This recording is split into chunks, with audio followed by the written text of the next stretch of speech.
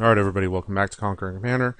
This is another game featuring my Xenagos God of Revels deck. For the complete deck list, go to puremtgo.com, look up my article series Conquering Commander, you should see it there. Once the article comes out, I will put a link in the video description so you can see the deck list there.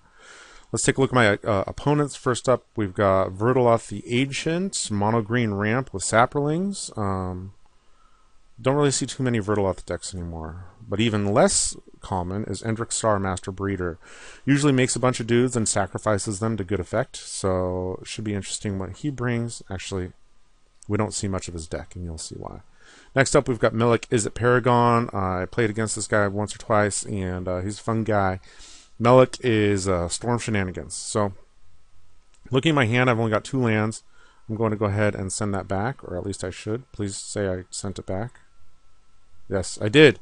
And this one is another 2-land hand, but it does have Sylvan Library and Nature's Claim for problematic problems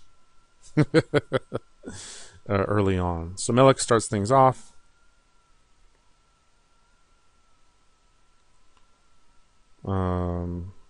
Expedition map for Melek. I don't get another land. Endrek Sahr does nothing. Turn 2. Nature's Lore for Verdeloth. I go ahead and draw into a forest and play turn 2 Sylvan Library. Melek does nothing. Reassembling Skeleton with Cabal Coffers for Endrek. Verdeloth uses his own expedition map for Temple of the False God. I go ahead and I'm going to start digging with Sylvan because I seem to be mana screwed a little bit. Like I'm not hitting much in the way of mana ramp or drops. I do have Reliquary Tower, so I can keep all this stuff in my hand.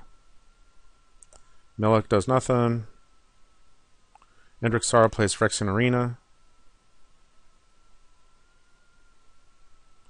Not a big fan of the arena, so before my turn... Oh, there's Elvish Aberration Hardcast.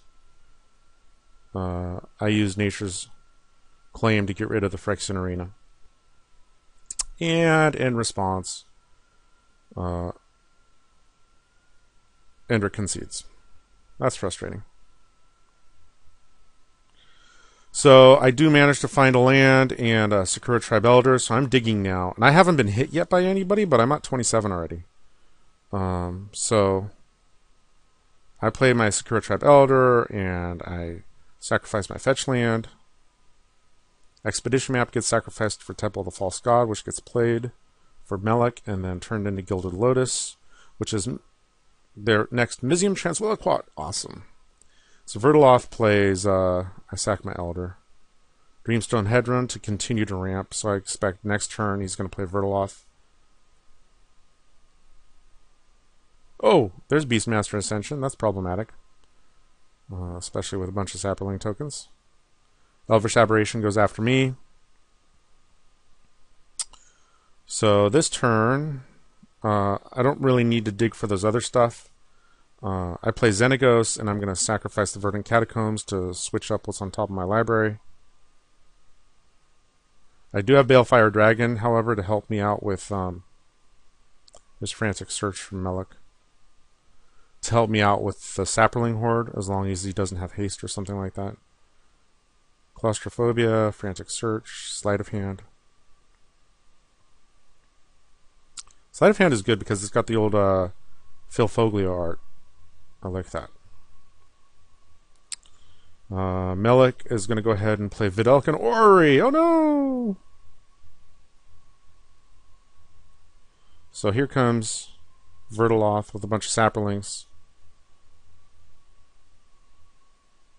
Come on. There we go.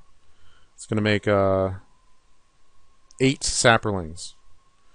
Luckily, I draw under the land, and I go ahead and have enough for Balefire Dragon, and I can go ahead and attack Verdeloth, but he concedes, and I'm like... He basically... It doesn't show his part of the chat here, but he basically says he doesn't really have an answer to Balefire. So I end up... So he concedes. He's like, there's no way I can answer that. Fine. So Melek gets... the brunt of my attack, and he throws Hypersonic Dragon out in front of it. And then cast Preordain. So he's got 2 Gilded Lotuses. One of those is the Transwilliquat, and he casts Epic Experiment for a bunch.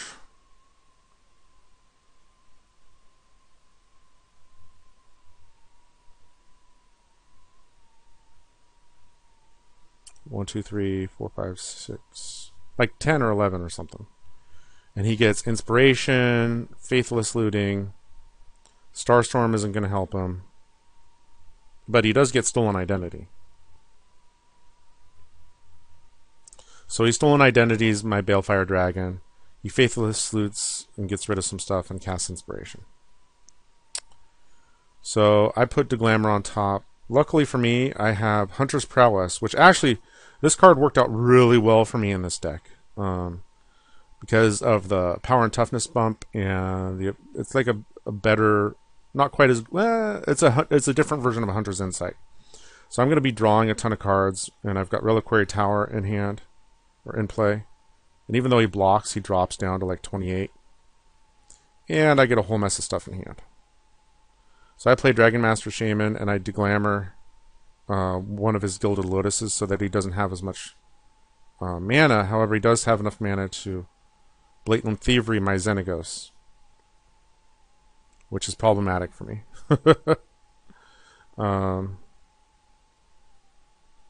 So I do get to make a dragon, however, and I play Urabrask to give my dudes haste, and I attack for 18 or something like that.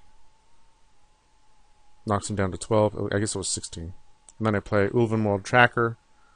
At this point, I'm not worried about drawing more cards. There's Archaeomancer, which comes into play tap to get Starstorm. And he's going to Starstorm to get rid of some of my stuff. But it's not enough to get rid of my Balefire Dragon, which is why I'm glad I got rid of Gilded Lotus. The dragon's going to go in, and I have Savage Beating, I think. Yeah. So I'd use Savage Beating Entwined to take him out. So it wasn't the best game because like 2 of these guys conceded, but I was having a hard time with my replays, and I had a bunch of other games that I played that didn't get recorded for some reason. So anyways, hope you guys enjoyed it. You can see the card drawing action of the deck in play and the way that it deals with other creatures with stuff like Balefire Dragon. Alright, thanks again.